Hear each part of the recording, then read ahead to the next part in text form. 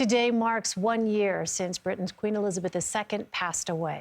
And at 96 years old, she was Britain's longest reigning monarch, having served for 70 years. During that time, she built an enormous goodwill among her subjects. Today, her successor, King Charles III, thanked the public for offering, quote, love and support during the first year of his reign. Joining us now from London is Nigel Fletcher. He is a King's College professor of politics and British history. Thanks very much for joining us, Nigel. So King Charles had big shoes to fill, of course, when he first ascended the throne. What has he done over the past year to change the monarchy and move it forward? Well, Elaine, I think the first challenge that he had a year ago today was really to step into the role. As you say, he had enormous shoes to fill in terms of replacing his mother.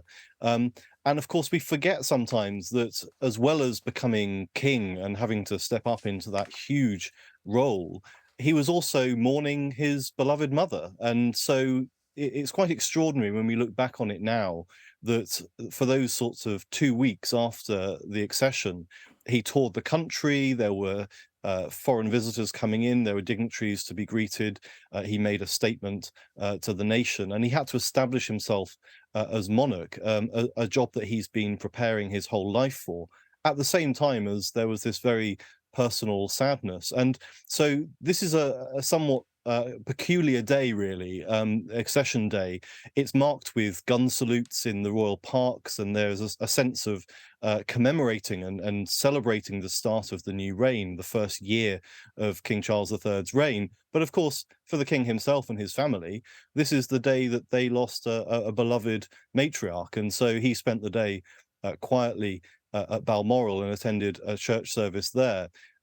But I think that the first challenge he had to grapple with was really just being accepted by the public after 70 years of Queen Elizabeth II. Just seeing somebody else doing that role is a huge change, and I think that was the first thing that he had to overcome. And I think the consensus now really is that with that first statement that he made to the public and thereafter, those first couple of weeks establishing himself were a great success.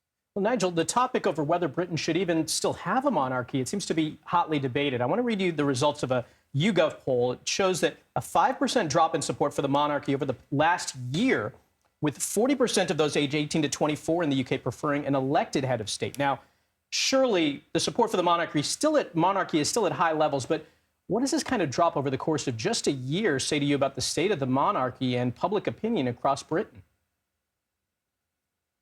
Well, what we tend to see with these polls is that they do move up and down according to certain events. So there was something of a spike in the immediate aftermath of the Queen's death. And as I say, those first crucial couple of weeks, there was a surge of support and sympathy for the King during that time. And he was seen as performing well. What I think is interesting is that hasn't dropped significantly over the last year. As you say, there's been a small decline over the course of the year. But really, the levels are still pretty high. And if we think back, I mean, I'm just about old enough to remember when the then Prince and Princess of Wales separated, when Charles and Diana separated in 1992.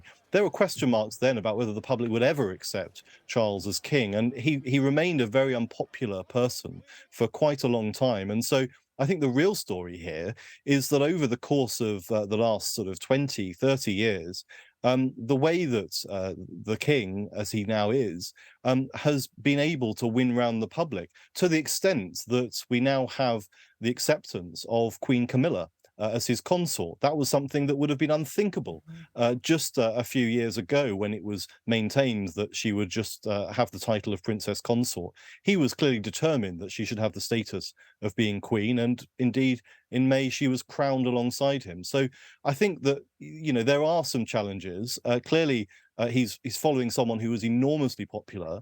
But actually, if you look at what he was contending with a few decades ago, it's an extraordinary turnaround.